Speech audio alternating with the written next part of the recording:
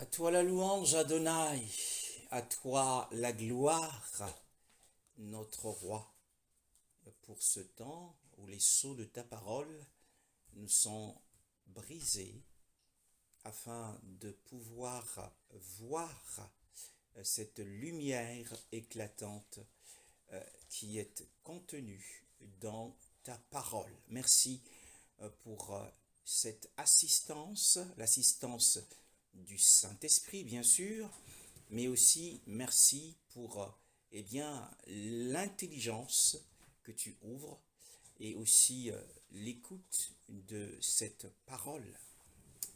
Au nom de Yahushua, nous ouvrons nos Bibles dans le livre de l'Apocalypse au chapitre 8 et le verset 12. Le quatrième ange sonna de la trompette, et le tiers du soleil fut frappé, ainsi que le tiers de la lune et le tiers des étoiles, de sorte qu'ils s'obscurcissent d'un tiers, le jour perdit un tiers de sa clarté, et la nuit de même. Amen. Amen. Oui, nous sommes à la quatrième trompette, et nous rappelons que la trompette signifie la guerre, signifie la bataille, le combat, et nous sommes toujours au septième sceau qui est constitué bien évidemment de cette trompette, et la septième trompette est elle constituée de sept coupes de l'ardente colère de Yahweh d'Élohim. Et dans cette clause de la parole, dans cette disposition de la parole du Seigneur, sur cette quatrième trompette, nous allons nous contenter que de cet unique verset, qui est le verset 12. Nous ne lirons pas le verset 13. Nous en ferons par la grâce du Saint-Esprit un sujet et un thème à part qui sera développé par la grâce du Seigneur le week-end prochain. Et la Bible ici nous dit que l'ange qui tenait la quatrième trompette s'apprêta à en claironner. Il a claironné la trompette, et au moment où il a poussé son souffle contre la trompette, il s'est produit un dommage dans l'armée céleste, sur le corps céleste qui est constitué du soleil, de la lune et des étoiles faisant partie de notre galaxie. Je dois dire en passant que ces passages de ce livre de l'Apocalypse n'est pas à prendre au sens figuré. Ce ne sont pas des symboles, hein, et la parole du Seigneur ne doit pas faire l'objet d'une interprétation particulière. Mais nous sommes sur la littéralité des faits. Hein. Ce sont des paroles qu'il faut prendre au pied de la lettre. Ce sont des paroles prophétiques, et ces événements s'accompliront. Elles ne se sont pas encore accomplis. Le septième sceau n'a pas commencé de s'accomplir. Nous n'interpréterons pas ces passages au sens figuré, comme le font la plupart, ou l'ont fait la plupart des docteurs de la parole du Seigneur. Et la Bible dit que le quatrième ange, donc parmi les sept anges qui se tiennent en la présence de Yahweh, en la présence d'Élohim, et le quatrième ange a sonné de la trompette, et le soleil qui donne sa lumière sur la terre, la lumière du soleil fut obscurcie à sa troisième partie. Donc le tiers de la lumière du soleil fut frappé. Et le tiers de la lumière de la lune et des étoiles également. Donc il y a un endommagement de ces astres célestes par ce jugement du Seigneur, puisqu'il dit que le tiers en soit obscurci. Hein.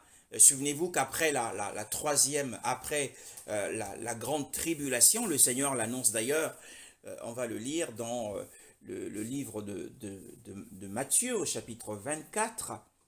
Matthieu chapitre 24 nous en parle clairement, juste après la grande tribulation. Le verset 29, le Seigneur le dit, Matthieu 24, le verset 29. Matthieu 24, verset 29. Aussitôt après ces jours de détresse, le soleil s'obscurcira, la lune ne donnera plus sa lumière, les étoiles tomberont du ciel, et les puissances célestes seront ébranlées. Amen. Oui, ce que le Seigneur dit ici, c'est ce qui s'accomplira littéralement, bien sûr. Ce n'est pas une figuration, ce n'est pas un symbole de ce qui est annoncé. Après la grande tribulation, il y aura des phénomènes surnaturels, des calamités surnaturelles. Le ciel, le soleil sera entièrement obscurci. Ce sera une éclipse totale du soleil et de la lune également, et les étoiles tomberont du ciel. Nous sommes dans la période finale de l'histoire de l'humanité. Et donc la quatrième trompette, si nous revenons dans Apocalypse chapitre 4, chapitre 8, pardon, le verset 12, eh bien, la parole du Seigneur nous dit que le soleil sera frappé sur sa troisième partie par le jugement d'Élohim, la lune également, et les étoiles également. En sorte, dit-il, que, dit le prophète Jean, que le tiers du jour, donc en réalité, il y aura un impact sur la lumière du jour qui vient du soleil, bien sûr, le soleil qui nous permet de mesurer le temps, bien sûr, le tiers du jour ne brille pas, hein, voyez-vous, et la nuit de même, hein, et il n'y aura plus cette lumière, et ça sera une nuit très très sombre, plus sombre ce que nous connaissons, et il en sera ainsi à la quatrième trompette. Donc ce qui va nous intéresser pour avancer sans le reste de la parole du Seigneur, nous ne saurons comprendre les raisons qui poussent le Seigneur, qui poussent Adonai à frapper le soleil qui nous fait tant de bien, la lune également.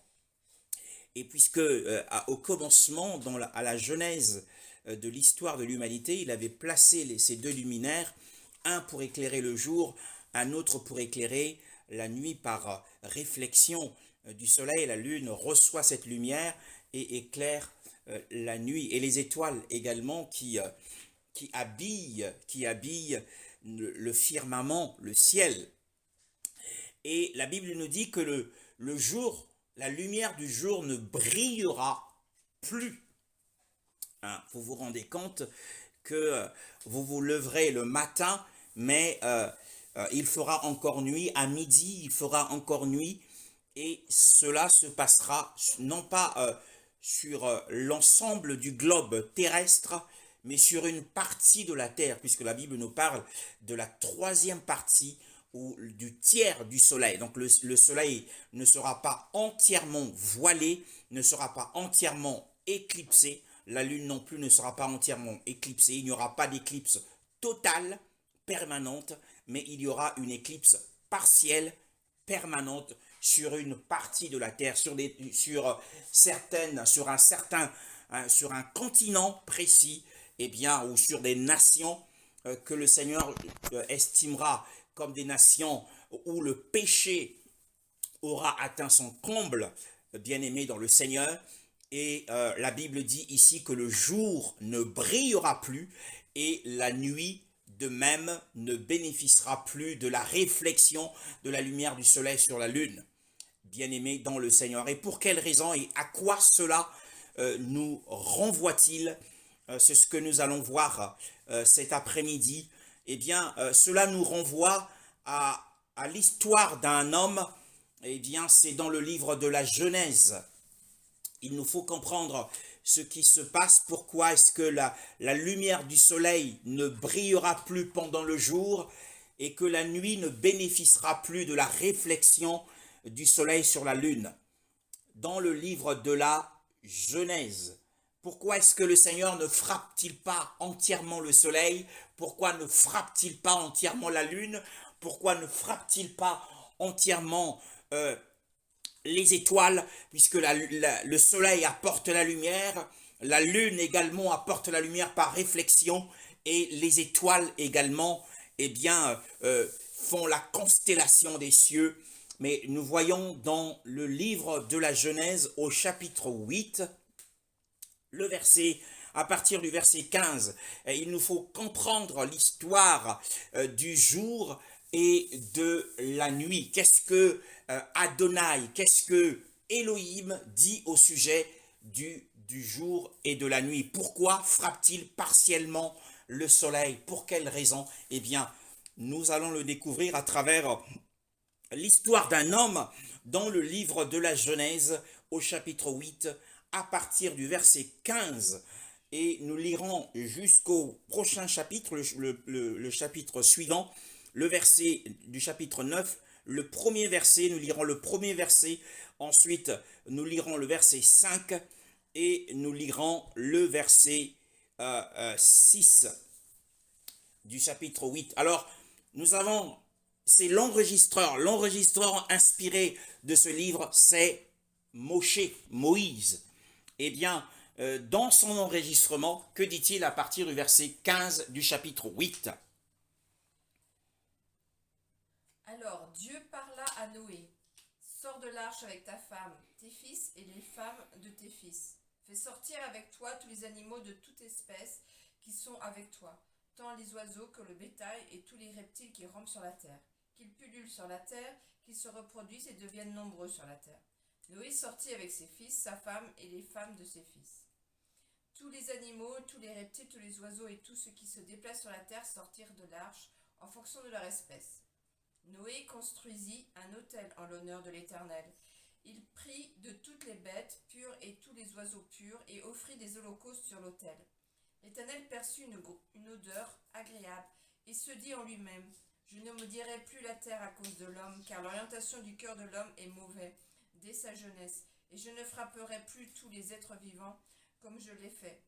Tant que la terre subsistera, les semailles et la moisson, le froid et la chaleur, l'été et l'hiver, le jour et la nuit ne cesseront pas. » Ne cesseront pas. Le chapitre suivant, le verset 1. Dieu bénit Noé et ses fils. Il leur dit, reproduisez-vous, devenez nombreux et remplissez la terre. Le verset 5. Sachez-le aussi, je redemanderai le sang de votre vie, et je le redemanderai à tout animal, et je redemanderai la vie de l'homme à l'homme qui est son frère. Verset 6. Si quelqu'un verse le sang de l'homme, son sang sera versé par l'homme, car Dieu a fait l'homme à son image. Amen. Eh bien, nous revenons au chapitre 8, le verset 15. La Bible nous parle, eh bien, c'est l'histoire du déluge et de la fin du déluge, bien sûr. Le verset 15 nous dit, « Alors Elohim parla à Noah. » Dans ma version, Elohim parla à Noah. Eh bien, nous croyons que Elohim parle encore aujourd'hui à ces hommes qu'il a choisis, ceux qui ont trouvé grâce à ses yeux. Souvenez-vous de la parole de l'auteur de l'Épître aux Hébreux, qui nous dit de nous approcher, au chapitre 4, le verset 16, de nous approcher avec confiance du trône de la grâce, afin d'obtenir miséricorde et de trouver grâce pour un secours opportun. Voyez-vous, eh bien Noah avait trouvé grâce aux yeux d'Élohim. Il avait obtenu l'approbation du Seigneur. Trouver grâce signifie obtenir l'approbation, être accepté par le Seigneur. Il avait obtenu l'approbation, il avait trouvé grâce, selon le chapitre 5 de ce livre de la Genèse. Eh bien, Elohim s'adresse particulièrement à ceux qui trouvent grâce à ses yeux, bien-aimés dans le Seigneur. Et la parole nous encourage à nous approcher du trône de la grâce afin de trouver grâce, afin d'obtenir l'approbation du Seigneur. Et c'est en Yeshua que nous obtenons l'approbation du Seigneur. C'est dans le bien-aimé, nous dit l'apôtre Paul dans le livre aux Éphésiens, au premier chapitre. C'est dans le bien-aimé que nous sommes acceptés. Et à ce moment-là, c'est sur cette base, bien-aimé, que le Seigneur peut nous parler d'une manière ou d'une autre. Alors Elohim parla à Noah en disant, sors de l'arche. Hein? Elohim dit à Noah, sors. C'était un ordre qu'il lui avait donné. Sors de l'arche. Souvenez-vous que Noah est resté, eh bien, si vous lisez les Écritures, Noah est resté 1 an et 10 jours. Il est resté 1 an et 10 jours confiné dans l'arche. Hein? Sors de l'arche. Eh bien, lorsque nous lisons le chapitre 6, hein, nous lisons le chapitre 6 de ce livre, eh bien, le Seigneur a dit à Noah de préparer une arche pour lui. Le chapitre 7, et au chapitre 7, le premier verset dit, que dit le chapitre 7 au premier verset? L'Éternel dit à Moïse, l'Éternel dit à Noé, entre dans l'arche avec toute ta famille, car je t'ai vu comme juste devant moi dans cette génération. Amen. Au milieu de sa génération, il s'est pas laissé influencer par les mœurs de sa génération. Noah ne s'est pas laissé influencer, ne s'est pas laissé entraîner par la conduite des hommes de sa génération. Et bien, son environnement, quoique son environnement marchait différemment de lui, eh bien, lui, il marchait à contre-courant de cette génération, puisque Yahweh dit, je t'ai vu juste face à moi parmi cette génération d'hommes méchants. Il y avait de la méchanceté, il y avait de la violence. Les codes sociaux étaient très très bas par rapport à ce que nous connaissons aujourd'hui. Il n'y avait aucune limite à cette génération. Yahweh dit à Noah, entre, bien-aimé dans le Seigneur. Il lui dit, entre toi et toute ta maison dans l'arche. Et nous savons que l'arche pour nous aujourd'hui est une image du Mashiach, est une image de l'Église. Le Mashiach, c'est l'arche du salut. Il existe deux arches dans la parole du Seigneur. Il y a l'arche du salut de Noah et il y a l'arche du témoignage, dans laquelle se trouvaient les 2 tables de la loi et se trouvait la manne, mais aussi le bâton d'Aaron qui avait fleuri. Bien-aimé dans le Seigneur, dans l'arche du témoignage d'Élohim. Mais Yahweh lui dit, il dit à Noah, il s'est premièrement adressé à Noah en lui disant, entre dans l'arche. Et dans le chapitre 8 que nous sommes en train d'examiner sous la lumière du Saint-Esprit, eh bien, le verset 15 au verset 16, eh bien, il lui dit, sors de l'arche. Au chapitre précédent, au premier verset, il dit, entre dans l'arche. Et maintenant, il lui dit, sors de l'arche. Et vous voyez que le mouvement d'entrée et de sortie de Noah était sous la direction divine. Il est entré sous le commandement de Yahweh, il est sorti sous le commandement de Yahweh. Bien-aimé dans le Seigneur, quoi qu'il fût confiné, eh bien, dans l'arche, bien des jours, et que dans la chair, son désir le plus ardent était de sortir de ce confinement. Mais, eh bien, malgré cet inconfort, il ne s'est pas précipité à sortir de l'arche. Mais il a attendu que Yahweh s'adresse à lui et qu'il lui dise de sortir de l'arche. Voyez-vous, eh bien, le prédicateur dit dans le livre des Proverbes, eh bien, ne t'appuie pas sur ta sagesse.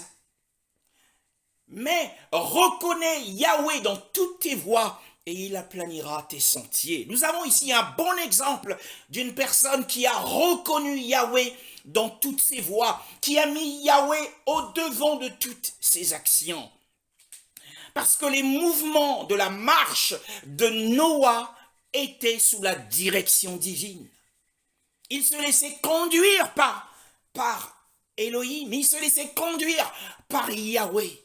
Après avoir construit l'arche, il ne s'est pas précipité, quoiqu'il avait la crainte en lui, puisque le livre des Hébreux nous dit qu'il avait la crainte lorsque Yahweh lui a annoncé le déluge. Souvenez-vous que Mathusalem, le nom de Mathusalem, celui qui a le plus vécu sur la terre, il porte ce nom qui signifie « après la mort ». Cela arrivera, c'est-à-dire que le jour du jugement arrivera. Et juste après, l'émec Noah est arrivé. Noah était comme le Messie, il était attendu comme le Messie, puisqu'ils dirent à sa naissance, celui-ci nous consolera de la pénibilité de nos travaux. C'était un type du Mashiach. Eh bien, il était soumis au gouvernement, au règne du Mashiach. Il attendait la direction divine avant d'entreprendre quoi que ce soit. Toutes ses actions étaient sous la conduite de l'Esprit du Seigneur. Et le Seigneur dit, sors de l'arche, toi et ta femme, tes fils et les femmes de tes fils avec toi. Bien-aimés dans le Seigneur, nous voyons ici qu'il y a un ordre. Il y a un ordre de sortie. Et ils sont sortis suivant un ordre défini par le Seigneur. En tout cas, en ce qui concerne la volonté du Seigneur, pour la volonté du Seigneur, Noah devait sortir accompagné de sa femme. Et les fils de Noah devaient sortir accompagnés de leurs femmes. C'est en ce qui concerne la sortie de l'arche, après que les eaux ont diminué sur la terre et qu'elles se sont asséchées sur la terre. Parce que la Bible nous dit, il arrivera qu'en l'an 601, donc un an plus tard, du premier mois, les eaux avaient séché sur la terre. C'est le verset 13. Noah ôta la couverture de l'arche, regarda et voici la face du sol avait séché. Et au 27e jour du second mois, la terre était devenue sèche. Donc plus d'un an s'était écoulé, puisque c'était en l'an 600 qu'il était entré dans l'arche. Voyez-vous, il est resté dans l'arche avec sa femme, avec ses 3 fils et leurs femmes respectives. Pendant un an, ils sont restés dans le confinement. Et nous savons ce que produit un confinement, nous l'avons connu en 2020. Qu'il y a eu beaucoup de violence dans les maisons, il y a eu beaucoup de violence dans les appartements à cause du confinement, beaucoup de tensions, parce que l'homme ne supporte pas l'incarcération et l'emprisonnement. Mais qu'en est-il de Noé? Et la Bible dit ici que Noé est sorti accompagné de sa femme et ses fils sont sortis accompagnés de leurs femmes. Mais qu'en est-il du commencement de cette histoire? Le chapitre 6. Chapitre 6, sœur Carole. Le verset 18. Que dit la parole du Seigneur? Cependant, j'établis mon alliance avec toi. Tu entreras dans l'arche avec tes fils, ta femme et les femmes de tes fils. Et les femmes de tes fils. Je ne sais pas si vous voyez comme moi que l'ordre de départ n'est pas le même que l'ordre de sortie. Moi, j'établirai mon alliance avec toi et tu entreras dans l'arche, toi et tes fils. Donc Noé devait être accompagné de ses 3 fils. Il formait un groupe à part. Et sa femme et les femmes de de ses trois fils formaient aussi un groupe à part. Le chapitre 7 nous dit aussi la même chose, le verset 7. Noé entra dans l'arche avec ses fils, sa femme et les femmes de ses fils pour échapper à l'eau du déluge. Pour échapper à l'eau du déluge. Or, les eaux du déluge représentent la grande épreuve, représentent la grande tribulation de cette période de l'histoire. Les eaux du déluge représentent un temps de deuil, puisque le Seigneur l'avait annoncé au chapitre précédent. Le chapitre 6, il dit, au verset 3, Yahweh dit, « Mon esprit ne contestera pas toujours avec l'être humain, car il n'est que chair, et ses jours seront de 120 ans. » Le verset 5, il dit, Yahweh vit que la méchanceté de l'être humain était très grande sur la terre, et que toute la structure des pensées de son cœur n'était que mal en tout temps. Yahweh se repentit d'avoir fait l'être humain sur la terre, il fut affligé en son cœur. Le verset 7 dit, j'exterminerai de la face du sol l'être humain que j'ai créé, depuis l'être humain jusqu'au bétail, jusqu'aux reptiles et même jusqu'aux oiseaux du ciel, car je me répands de les avoir faits. C'était un temps difficile, un temps d'épreuve, un temps de deuil. Alors nous voyons que en ce temps-là, l'ordre d'entrée dans l'arche était différent de l'ordre de sortie de l'arche. Puisque dans le chapitre 7, la sœur Carole vient de lire, le verset 7, le Seigneur insiste.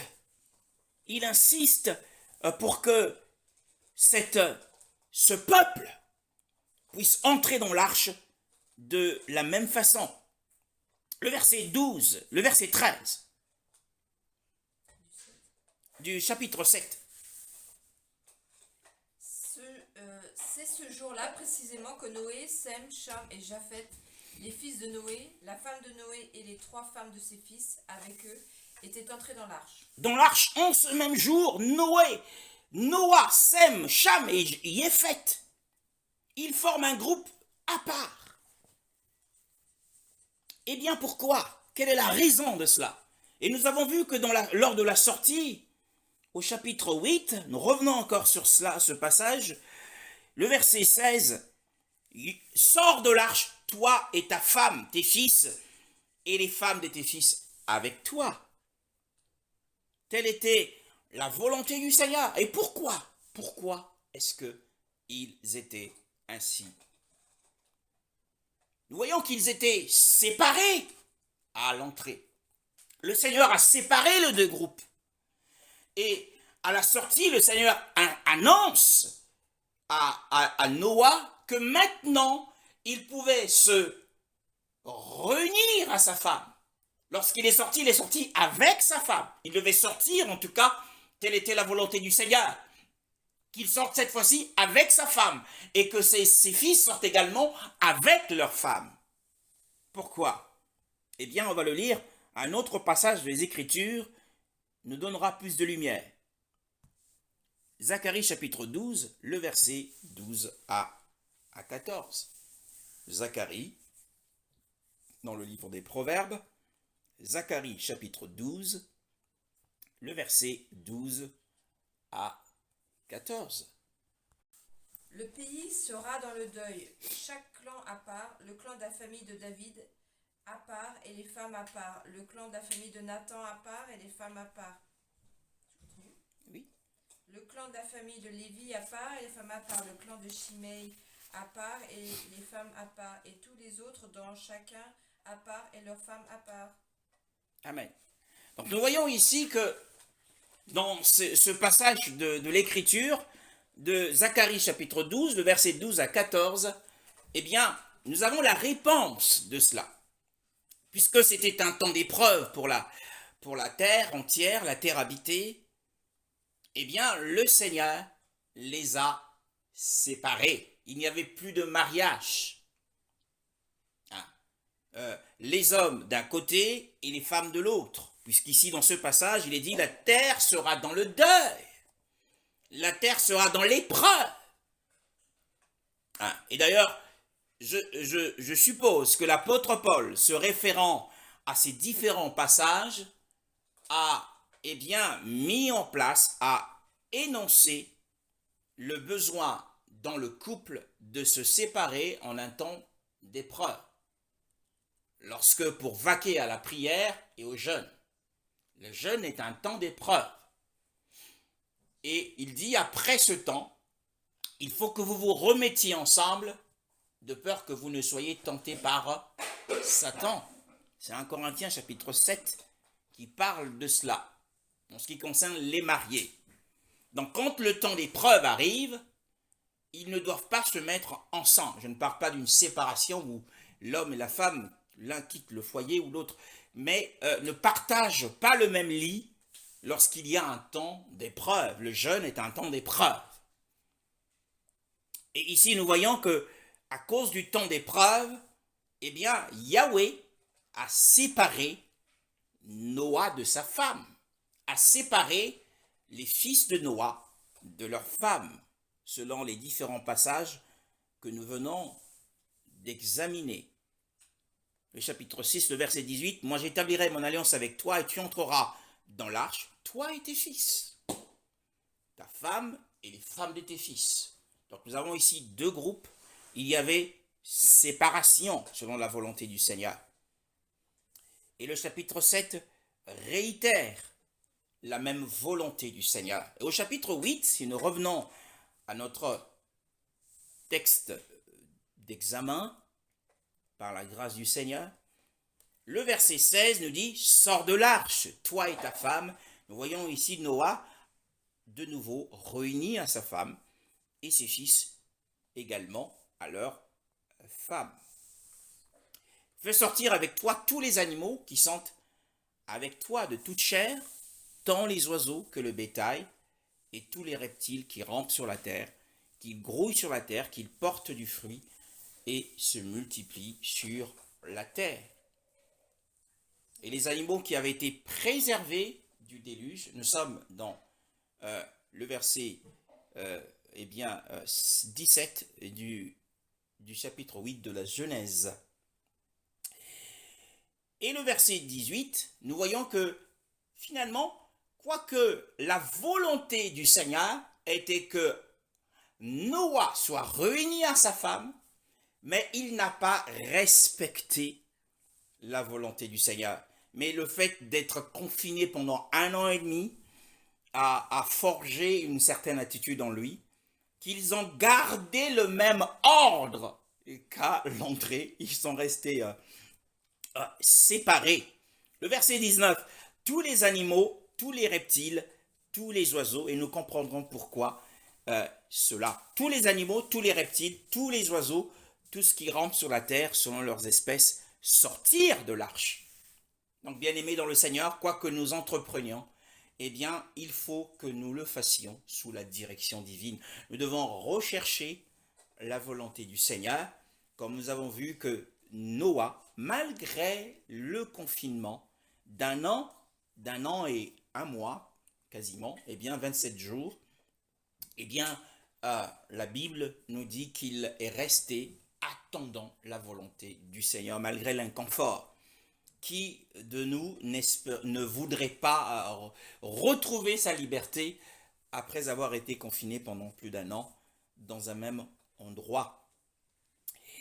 Et le verset 20, voilà, donc le verset 20 nous parle d'un nouveau monde, d'une nouvelle terre, où tous les méchants ont été décimés, tous les méchants ont été exterminés selon la volonté du Seigneur. Ça paraît comme étant de l'histoire, mais c'était du vécu pour Noah, ses fils et ses femmes, et c'était vraiment un temps difficile, un temps d'épreuve. Et il y avait en face de lui un désert.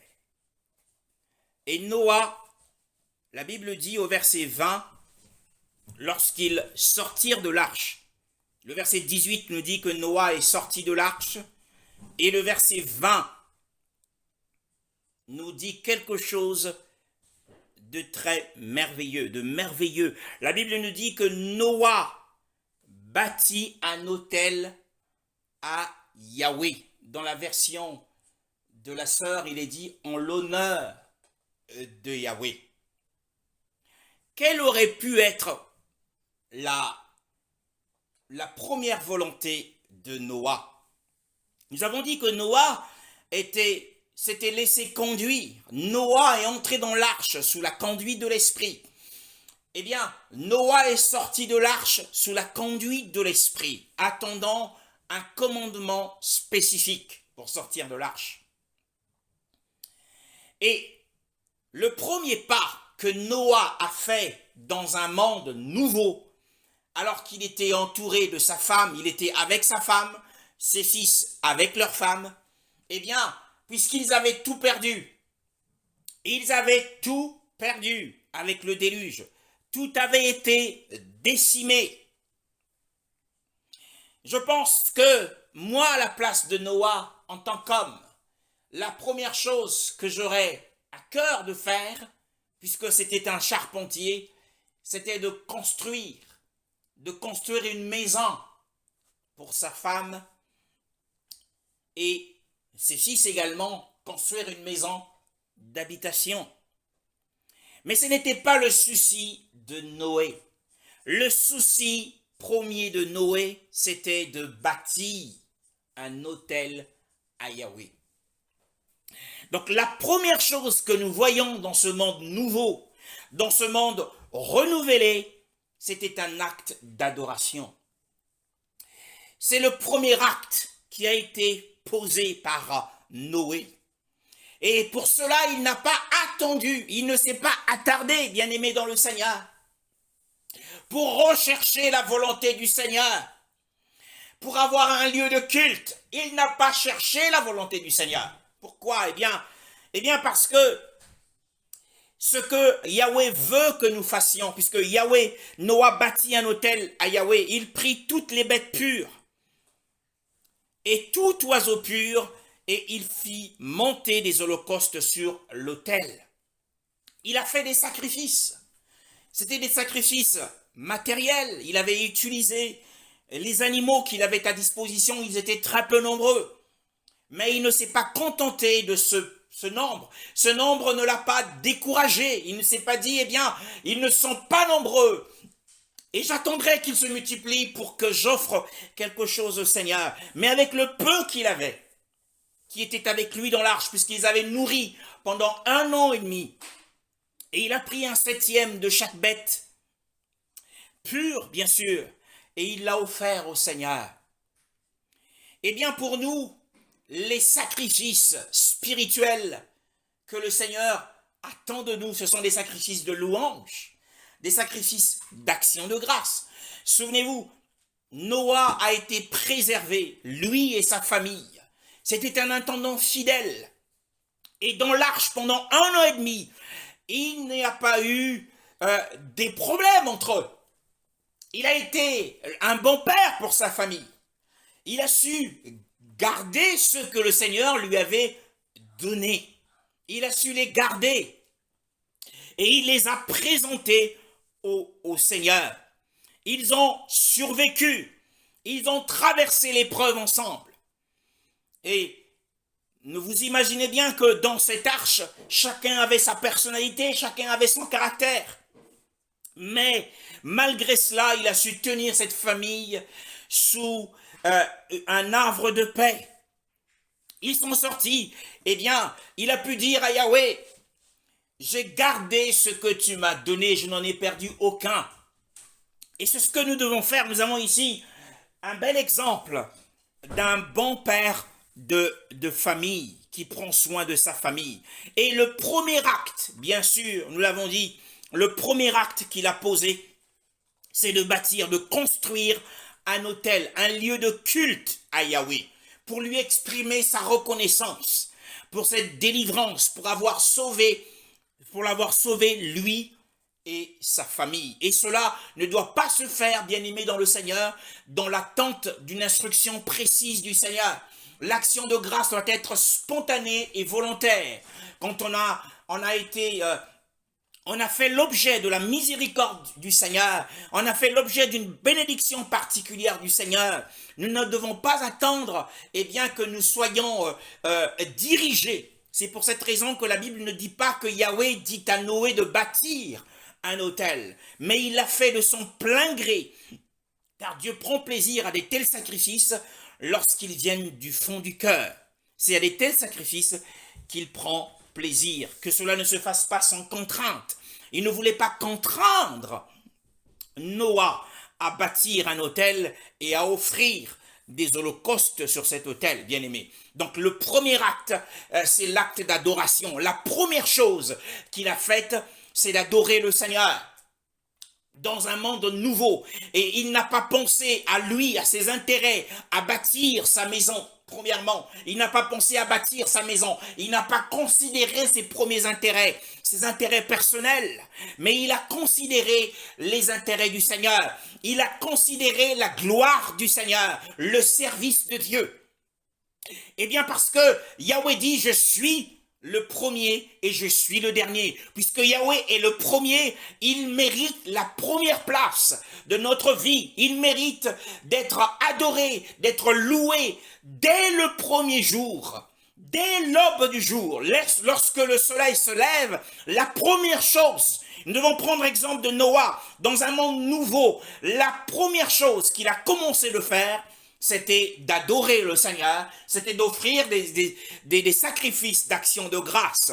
La première chose que tu dois faire, mon frère, ma sœur, lorsque le jour se lève, la première chose, c'est d'adorer le Seigneur, c'est de lui rendre des actions de grâce. Cela doit venir de toi, et non pas que tu dois l'attendre d'une instruction d'un serviteur du Seigneur, mais cela doit venir de toi-même.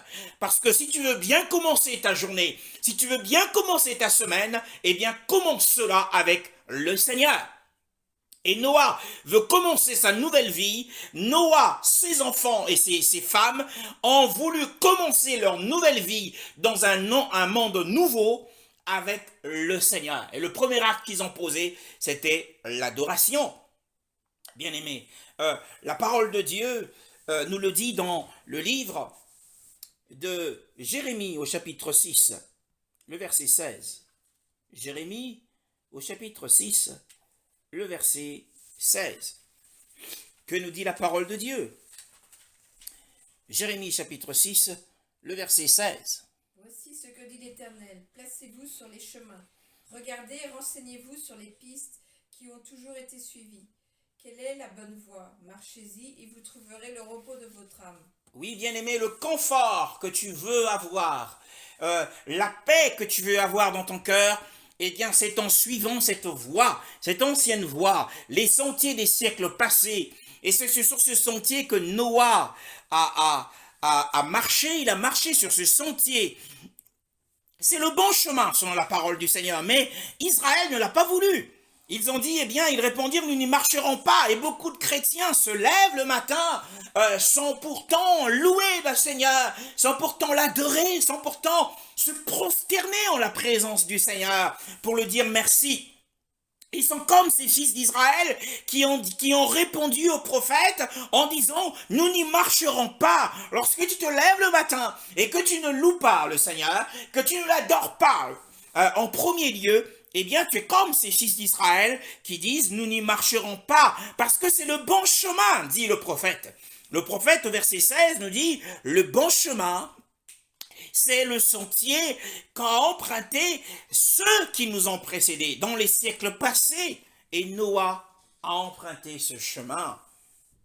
Dans ce monde nouveau, il ne s'est pas soucié premièrement de se bâtir une maison, mais la première chose qu'il a construite, c'était un autel à Yahweh.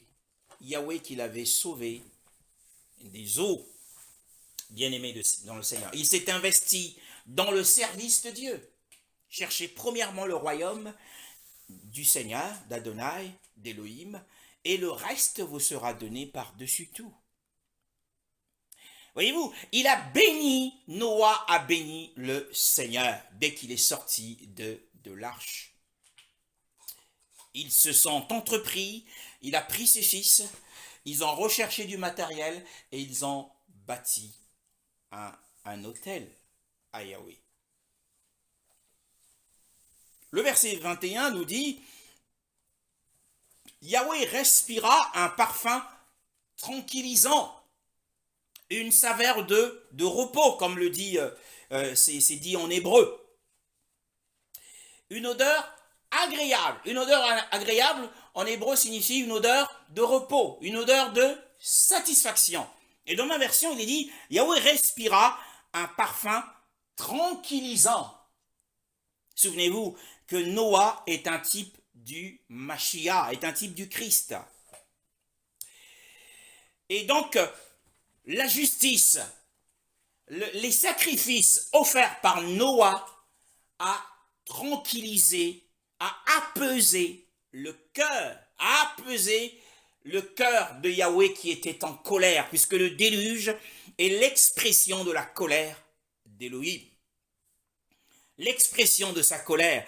Et les sacrifices offerts qui sont un type aussi du Mashiach. Noah est un type du Mashiach, mais les sacrifices offerts des bêtes pures, que ce soit l'agneau qu'il a offert, que ce soit la genisse qu'il a offerte, ou que ce soit la colombe qui représente le Saint-Esprit, tout ce qu'il a offert sur l'autel qui représente aussi la croix du Mashiach, bien sûr, représente le Mashiach, l'offrande du Mashiach. Et c'est ce qu'il a le plus tranquillisé. Le repos signifie la satisfaction. Et qu'est-ce qui peut satisfaire le Seigneur si ce n'est l'œuvre de Yahushua? Nous le voyons dans le livre d'Éphésiens au chapitre 5. Éphésiens chapitre 5. Éphésiens chapitre 5. Que nous dit la parole? Verset 2. Éphésiens chapitre 5, le verset 2. Que dit la parole du Seigneur?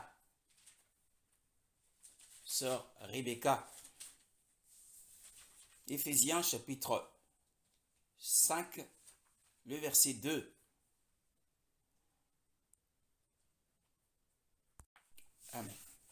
Et marcher dans l'amour de même que le Mashiach nous a aimés et s'est livré lui-même à Elohim pour nous en offrande et en sacrifice comme un parfum de bonne odeur. Oui, il s'est offert pour nous en offrande et en sacrifice, comme l'a fait Noé, comme un parfum de bonne odeur, d'une odeur agréable. Oui, bien-aimé, c'était cette offrande agréable qui représente le Mashiach que Noah a offert dans le livre de la Genèse que nous sommes en train d'examiner sous la conduite du Saint-Esprit. Et nous voyons que ce qui peut satisfaire la justice d'Élohim dans ces cas ne peut être que le sacrifice du Mashiach qu'il a mis en repos. Souvenez-vous, lorsqu'il a fini la création, la Bible dit qu'au 7e jour, il s'est reposé.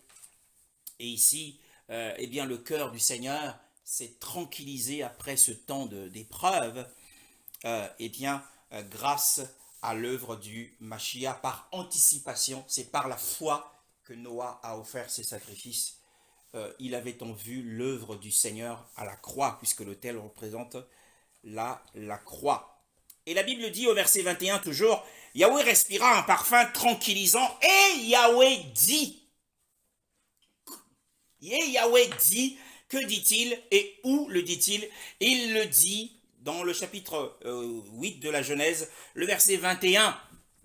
Et Yahweh dit en son cœur.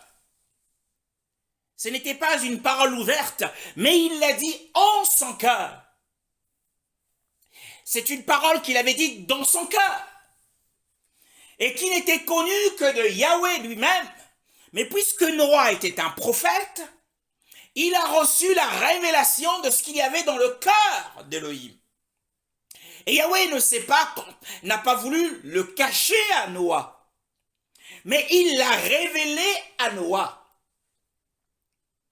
Puisque les secrets de Yahweh nous sont révélés si nous marchons dans la crainte de Yahweh. Cacherai-je ce que je dois faire à Abraham? Et de même ici, Yahweh n'a pas voulu cacher à Noah ce qu'il avait dans le cœur.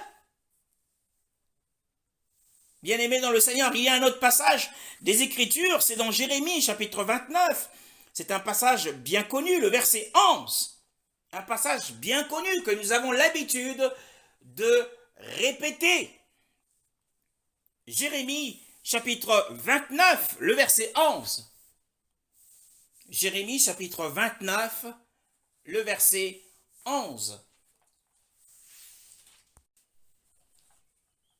En effet, moi, je connais les projets que je forme pour vous, déclare l'Éternel, projets de paix et non de malheur, afin de vous donner un avenir et de l'espérance. Amen. Dans ma version, il est dit, eh bien, car je sais que les pensées, dans les projets, mais les pensées que j'ai pour vous, c'est dans le cœur qu'il y avait les pensées de Yahweh. Ce sont des pensées de paix et non pas d'adversité, pour vous donner une fin telle que vous espérez. Et ce que Yahweh dit, si nous revenons dans Genèse chapitre 8, ce que Yahweh dit en son cœur, ce sont ses pensées. Ce ne sont pas ses paroles. Et il révèle à Noah, son serviteur, son ami, il lui révèle ce qu'il avait sur le cœur. Et Yahweh dit en son cœur, je ne maudirai plus le sol à cause de l'être humain. Je ne maudirai plus le sol à cause de l'être humain. Bien-aimés dans le Seigneur, et nous savons que la première fois que Yahweh a maudit le sol, c'est dans le livre de la Genèse, le chapitre 3, le verset 17. Il dit à Adam, parce que tu as écouté la voix de ta femme et que tu as mangé de l'arbre au sujet duquel je t'avais donné cet ordre en disant, tu n'en mangeras pas. Le sol est maudit à cause de toi, car c'est dans la douleur que tu en mangeras tous les jours de ta vie. Et lorsque nous revenons dans notre texte de la Genèse chapitre 8, le verset 21, et Dieu dit, je ne maudirai plus le sol à cause de l'être humain. Cette fois-ci, non plus à cause d'Adam, mais à cause des hommes du temps de Noé. Donc, Yahweh avait ajouté une malédiction à la malédiction d'Adam, à la malédiction qu'il avait prononcée sur le sol au temps d'Adam. Il y avait une double malédiction. Il dit, je ne maudirai plus le sol à cause de l'être humain, dit-il, car la structure du cœur de l'être humain est mauvaise dès sa jeunesse. Et je ne frapperai plus tout être vivant comme je l'ai fait. Je ne sais pas si vous saisissez avec moi ici la pensée du Seigneur, puisque c'est ce qu'il dit en son cœur. On a l'impression d'être en face d'une contradiction. Lorsque nous revenons au chapitre 6, le verset qui nous concerne, le verset 5. L'Éternel vit que les hommes commettaient beaucoup de mal sur la terre et que toutes les pensées de leur cœur se portaient constamment et uniquement vers le mal. L'Éternel regretta d'avoir fait l'homme sur la terre et eut le cœur peiné.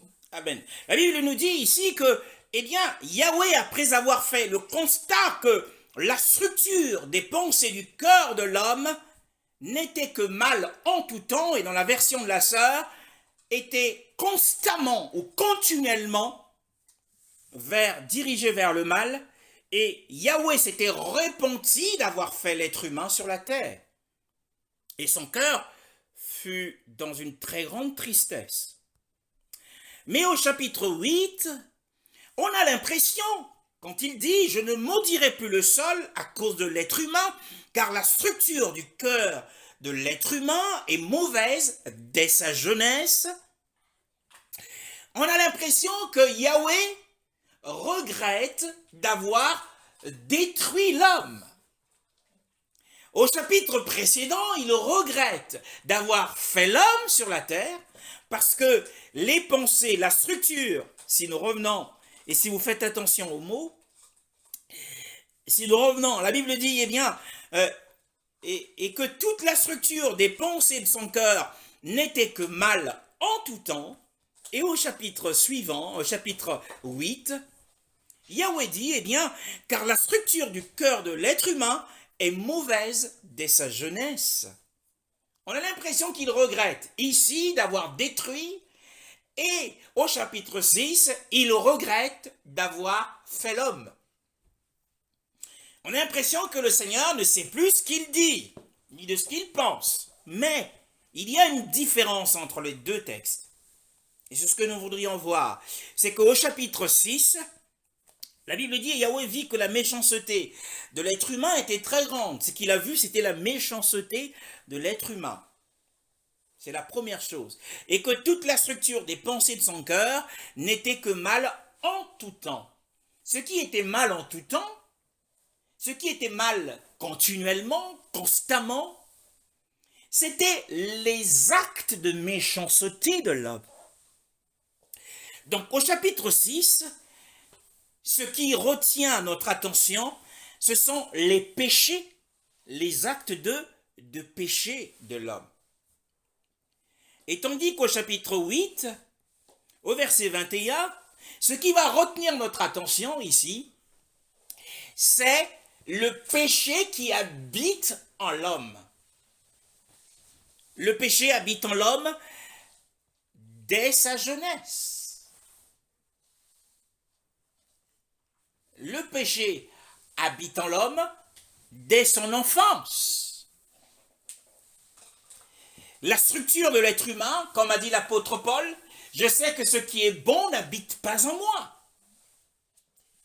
Eh bien, le Seigneur, ici, promet qu'il ne détruira pas, puisque là, il dit, je ne frapperai plus tout ce qui est vivant, c'est-à-dire, il n'y aura plus de déluge universel, parce que l'homme est conçu et formé dans le péché.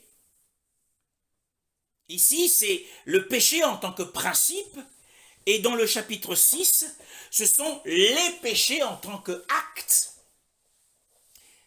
Ce qui signifie que le Seigneur, ici, éprouve de la compassion pour le pécheur, mais qu'au chapitre 6, il déteste les péchés du pécheur. Le chapitre 8 nous parle de la nature pécheresse, et le chapitre 6 nous parle des péchés que produit la manufacture, qu'est la nature pécheresse de l'homme. Et donc le Seigneur déteste les actes de méchanceté, mais qu'il aime le pécheur. Et à cause de son amour pour le pécheur, il dit, je ne frapperai plus tout ce qui est vivant comme je l'ai fait. Voilà la différence. Et dans ce qu'il y avait dans son cœur, il y avait, bien-aimé dans le Seigneur, par exemple, dans le livre d'Ésaïe au chapitre 48, le verset 8. Ésaïe au chapitre 48, le verset 8. Non, tu n'en as rien entendu, tu n'en as rien su, et cela n'a jamais frappé ton oreille, car je savais que tu te comporterais en traître, et qu'on t'appellerait rebelle de naissance. Voilà. Tu n'en avais pas entendu parler, tu n'en avais rien. Et tu n'en savais rien, et ton oreille n'avait pas été ouverte longtemps avant, car je savais que tu trahirais. Aussi, tu as été appelé transgresseur dès le ventre. Donc nous voyons ici que, en rapport avec le chapitre 8 de la Genèse, au verset 21, le Seigneur est dans l'apaisement, parce qu'il dit que l'être humain est un transgresseur de naissance, comme le dit ce passage. Et que au chapitre 6, nous avons des transgressions réelles de l'homme, les transgressions qui sont les péchés de l'homme. Et que le chapitre 8 parle du transgresseur, de la nature pécheresse de l'homme. Et selon ce verset d'Ésaïe 48, le verset 8, l'homme, il dit que Israël ne le savait pas. Eh bien, nous ne savons pas, bien-aimés, ce que nous ferons. Nous ferons demain, nous ferons jeudi, nous ferons dimanche prochain. Quels sont les actes que nous poserons? Mais le Seigneur dit, moi je le sais. Je sais que tu me trahiras. Et lorsqu'il a dit à Simon, Simon, tu me réuniras 3 fois. Simon ne le savait pas. Simon Pétros ne le savait pas. Il a dit, eh bien, quand tous t'abandonneraient, mais moi je ne t'abandonnerai jamais. Mais le Seigneur lui a dit qu'il le trahirait. Parce qu'il savait qu'il était transgresseur dès le ventre de sa mère. Et c'est ce que le Seigneur dit dans Genèse chapitre 8, le verset 21, que l'être humain est dans une structure, sa structure est mauvaise dès le ventre, dès la jeunesse, dès son enfance. Revenons maintenant dans Genèse chapitre 8, le verset 22, bien-aimés dans le Seigneur. Eh bien, nous sommes toujours dans les pensées du Seigneur qu'il a révélées à son serviteur Noah. Ici transcrite par l'enregistreur inspiré qui n'est autre que Moshe, le livre de Moïse. Durant tous les jours de la terre, dit-il, eh bien, semences et moissons, froid et chaleur, été et hiver, jour et nuit, ne cesseront pas. C'est ce que le Seigneur avait sur son cœur, c'est ce qu'il avait promis à Noah. C'était une alliance qu'il avait faite avec Noah. Que dorénavant, nous voyons que la terre, bien-aimée, dans la terre sur laquelle nous marchons, la terre sur laquelle nous avons bâti, que nous avons bâti, sur laquelle nous habitons, bien-aimés dans le Seigneur, où nous nous déplaçons d'une nation à une autre, d'un continent à un autre continent, et que cette terre a un temps fixé pour sa durée. Il dit durant tous les jours de la terre. Eh bien la durée, le temps fixé de la durée de la terre n'est connu que du Seigneur lui-même. Mais il dit que les jours de la terre, eh bien, dépendent, des jours de la terre dépendent la semence et la moisson. Voyez-vous que pendant 1 an et demi, Noah et sa famille est entré dans l'arche en l'an 600. Et lorsqu'ils sont entrés dans l'arche, et vous savez comment ça se passe, lorsque un orage se prépare, le ciel s'obscurcit, eh bien les nuages remplissent le ciel, ça assombrisse le ciel. Et pendant 1 an et demi, 1 an et 27 jours, bien-aimés dans le Seigneur, le soleil n'avait pas fait poindre sa lumière. Il n'y avait plus de lumière du soleil. Le temps était humide et froid. Pendant 1 an et demi, je ne sais pas comment est-ce qu'ils arrivaient à se protéger dans l'arche contre le froid dû à l'humidité de la pluie et de ce déluge permanent, bien-aimé dans le Seigneur. Ils ne pouvaient ni semer ni récolter. Ce n'était plus le temps des semences, ce n'était plus le temps de la moisson. Nous également, en ce moment, eh bien, ce que nous faisons, nous sommes en train de semer la parole. Et ce que nous récoltons, eh bien, c'est la maturité, puisque nous avons reçu du Seigneur un ministère de l'enseignement. Yahweh dit, eh bien, bâtis-moi ici une œuvre fidèle à ma gloire. Et c'est pour le corps du Mashiach. C'est une œuvre d'édification, la semence et la moisson. Et Yahweh dit tous les jours de la terre. Et donc, les jours de la terre dépendent de ce cycle, dépendent du cours du temps qui est la semence et la moisson. Le froid, ici c'est les vagues de froid. La chaleur, c'est les vagues de chaleur. Eh bien, bien-aimés dans le Seigneur, pour nous, enfants du Seigneur, nous devons être froids vis-à-vis du monde. Nous devons être indifférents vis-à-vis du monde. Et nous devons être, eh bien, pleins de chaleur vis-à-vis du royaume, de l'évangile, de la vérité et vis-à-vis des frères. La chaleur, ici, symbolise l'amour. Bien-aimés, été et hiver, jour et nuit ne cesseront pas. Alors, pendant 1 an et 27 jours, eh bien, Noah et sa famille ont vécu un hiver continuel. Jour et nuit ne cesseront pas. Bien aimé, c'est une alliance. C'est une alliance, nous le voyons dans le livre de Jérémie. Jérémie au chapitre 33. Jérémie au chapitre 33, le verset 20. Jérémie chapitre 33, le verset 20. Jérémie chapitre 33, le verset 20. Amen. Ainsi parle Yahweh, si vous pouvez rompre mon alliance avec le jour et mon alliance avec la nuit, de sorte que le jour et la nuit soient plus en leur temps. Alors mon alliance aussi avec David, mon serviteur, sera rompue de sorte qu'il n'aura plus de fils qui règne sur son trône. Amen.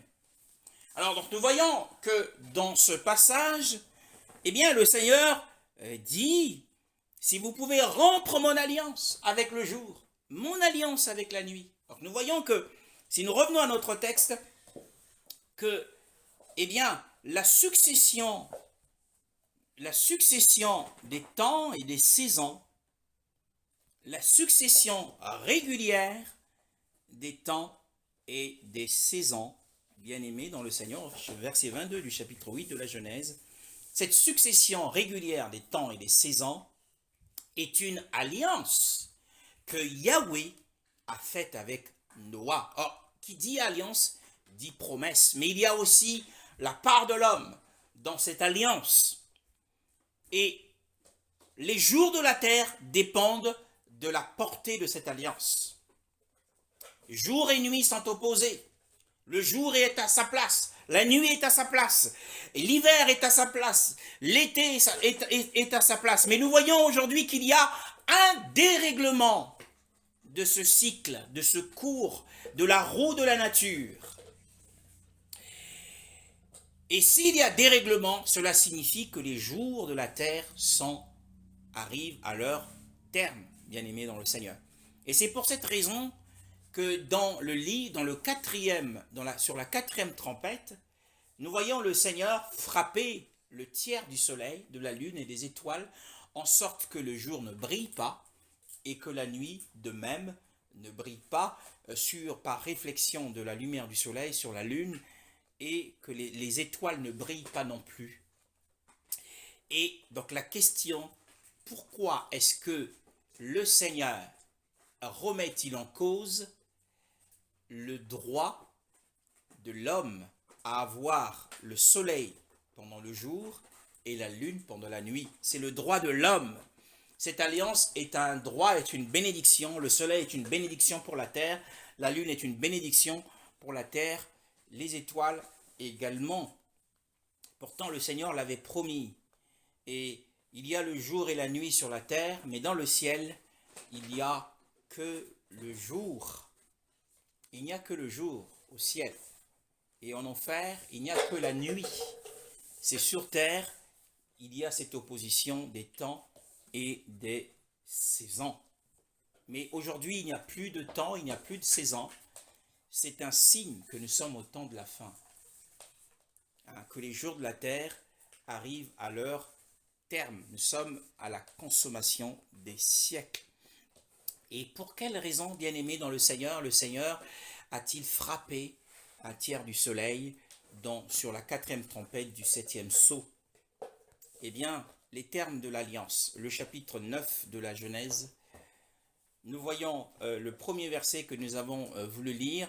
La parole dit « Elohim bénit Noah et ses fils. » Elohim bénit Noah. Pourquoi les a-t-il bénis? Pourquoi les a-t-il bénis, bien sûr? Il dit « Portez du fruit, multipliez-vous et remplissez la terre. » Nous avons vu que le Seigneur ne se répand pas de sa volonté, mais il peut changer de voie. Il a changé de voie. Il avait dit à Adam, multipliez-vous, remplissez la terre. Mais les hommes n'en ont pas été dignes. Il a voulu changer ses voies. Et dans ces cas-là, le Seigneur a cherché un homme. Il a cherché un homme par qui il pouvait accomplir sa volonté.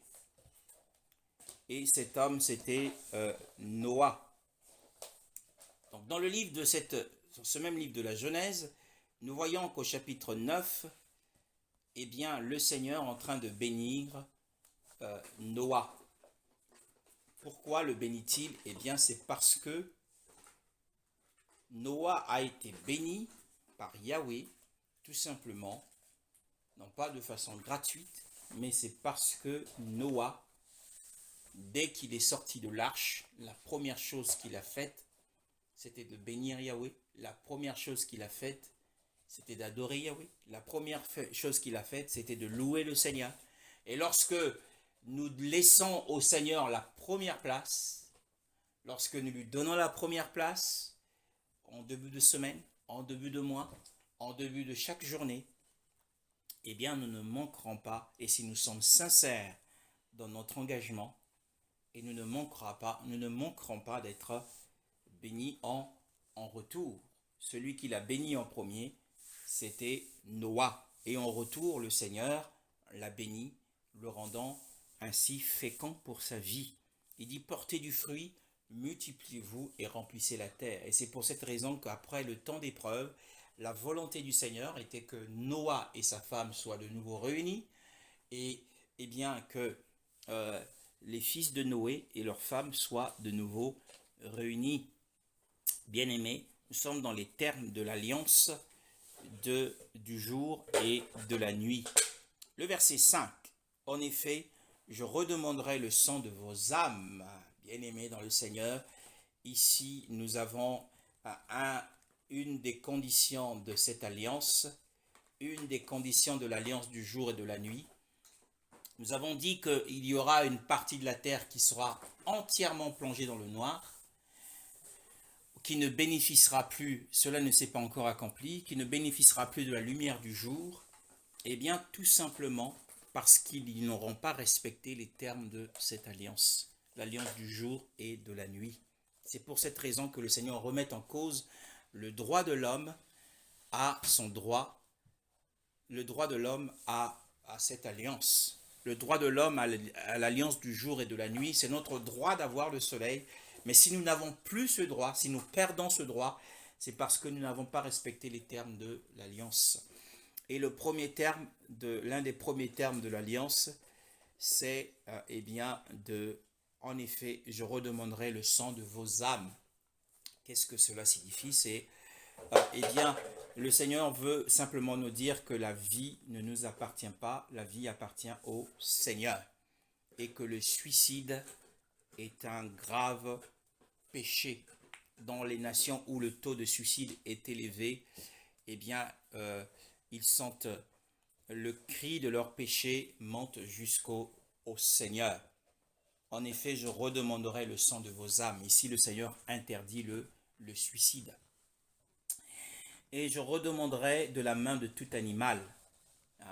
Lorsqu'un animal tue un être humain, le Seigneur veut que cet animal soit tué. Je redemanderai l'âme de l'être humain de la main de l'être humain, de la main de l'homme qui est son frère, bien-aimé dans le Seigneur. C'est le deuxième terme de cette alliance qui n'a pas et qui n'est pas respectée dans la plupart des nations.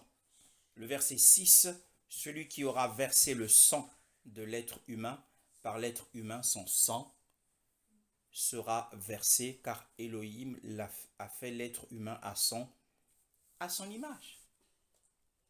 Et c'est ce terme, justement, c'est ce terme de l'alliance qui n'est pas respecté par les nations, les frères. Le Seigneur a créé l'être humain à son image. Et ici, il dit, si quelqu'un tue un être humain, un meurtrier volontaire doit subir la peine de mort, puisqu'il ne peut pas redonner la vie qui lui sera redemandée. Alors il dit par l'être humain. Quel est cet être humain?